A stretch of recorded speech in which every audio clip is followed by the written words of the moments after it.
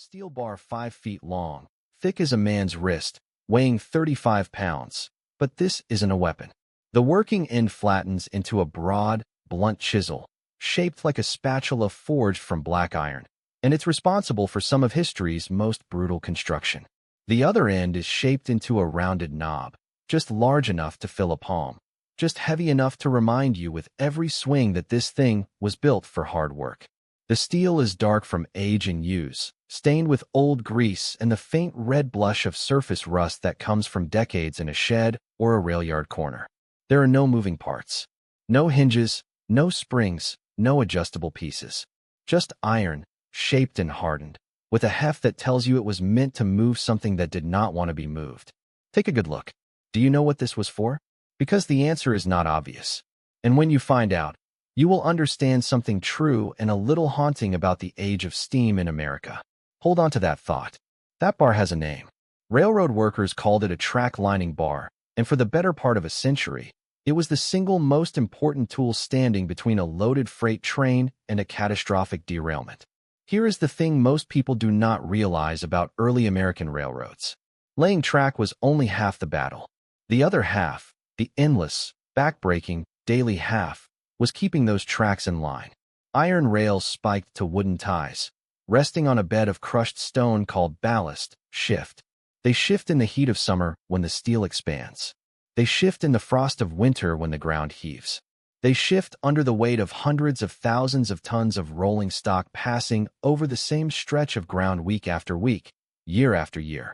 A rail can creep laterally, drifting a quarter inch or half an inch out of true alignment, and that drift, invisible to a casual eye, is enough to throw a wheel off the rail at speed. In the great age of American railroad building, from the 1850s through the early 20th century, that kind of misalignment killed people. The track lining bar was the answer. A section gang, which is what they called the team of laborers assigned to maintain a specific length of track, would work their way down the line with these bars.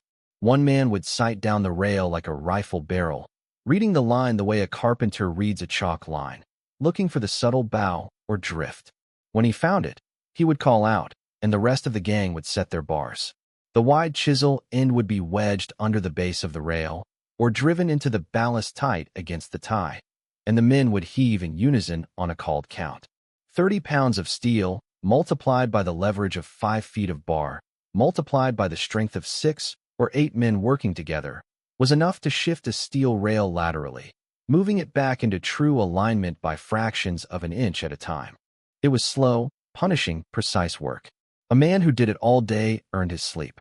What makes the track lining bar genuinely clever is how perfectly it solved a problem with almost nothing. No gears, no wheels, no mechanisms of any kind. Just the ancient principle of the lever, applied with enough mass and enough manpower to move infrastructure that weighed tons per foot. The Romans would have recognized the principle immediately. The genius was in the proportions, the exact weight and length that put the physics in the laborer's favor. Section gang work was grueling enough that it became one of the subjects of the great American work song tradition. Those rhythmic calls that crews used to coordinate their heave on the bars were not just practical, they were a kind of music born directly from the tool. The timing of the song was the timing of the work, and the timing of the work was the timing of the bar. These gangs were often made up of recent immigrants in the northern states and of African-American workers in the South, men who built and maintained the railroads that carried the commerce of a growing nation. Their names are almost entirely lost. The bars they used, many of them survive in old rail depots, barn corners, and antique shops across the country, heavy and silent, with no label to explain what they were. Now here is where the open loop closes, and there is something a little melancholy in it. The track lining bar did not disappear because the problem it solved went away. Tracks still shift. Rails still drift out of alignment. The physics have not changed in 150 years. What changed was the machine that replaced the man. By the mid-20th century, mechanical track lining machines, self-propelled units that could align miles of track in a fraction of the time, had taken over the job. The section gang, that small brotherhood of men with their long bars and their counted heaves and their work songs, was rendered obsolete. The machines do the work now, faster and more precisely than any crew could manage. But they do it quietly. There is no song. Did your grandfather have a bar like this in his shed? Or maybe a story about rail yard work that has been sitting in the back of your memory? Tell me about it in the comments below. I read every one of them. The track lining bar is one of those tools that sits at an interesting crossroads. It belongs to a working world most people never saw up close, a world of section gangs and ballast tamping, and the slow, patient maintenance of an infrastructure that Americans rode without ever thinking about who kept it safe. But it also belongs to a longer human story, the story of the lever itself, one of the oldest tools in human experience, appearing here in this very specific American form, heavy and purposeful and honest about exactly what it was.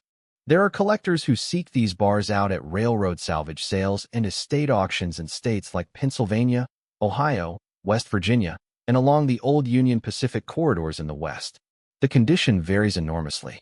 Some still have the original railroad markings stamped into the steel, abbreviations for the line that owned them, the maintenance depot that issued them.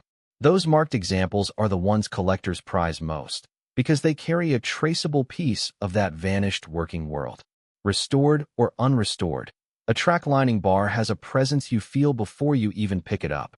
That weight is not incidental. It is the whole design. Every pound of it was intentional, calculated not by an engineer at a drafting table, but by the accumulated experience of men who did this work year after year and learned what it took. The balance, the length, the shape of the working end. These details were refined over decades by the people who actually held them. That is a kind of engineering that does not show up in patent records or trade catalogs. It lives in the tool itself. There is something I keep coming back to when I hold a piece like this. We live in a world full of designed objects, things shaped by committees and focus groups and ergonomic consultants.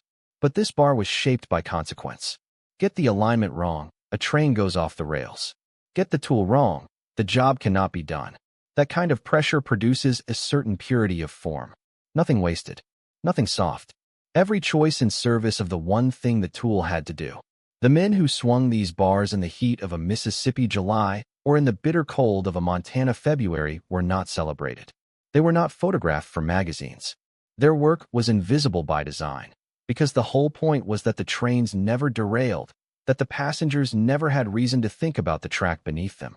The track lining bar kept a secret for over 100 years. The secret was that the whole smooth, modern, industrial miracle of American rail travel ran, in part, on the strength of men and iron levers and a counted heave. That is worth remembering. Like this if it took you back, and subscribe for the next forgotten tool. The workshop never really closes.